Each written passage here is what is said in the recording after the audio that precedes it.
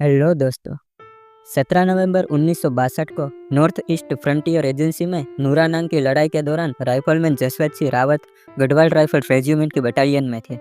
उस दिन गढ़वाल राइफल्स ने अपने स्थान पर पीपल्स लिबरेशन आर्मी के 2 हमलों को पीछे धकेल दिया था।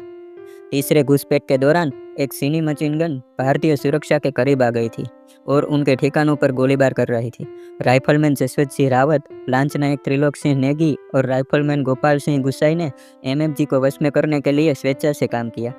रावत और गुसाई ने नेगी की कवर फायरिंग की मदद से ग्रेनेड फेंककर चीनी टुकड़ी को बेअसर कर दिया।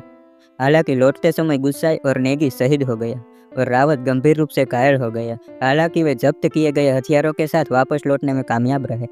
इस लड़ाई में 300 चीनी सैनिकों में कुछ मारे गए और कुछ घायल हुए, जबकि हमारी गढ़वाल राइफल्स के 2 जवान शहीद हुए और 8 घायल हुए। इस कहानी को कंटिन्यू देखने के लिए पार्ट 2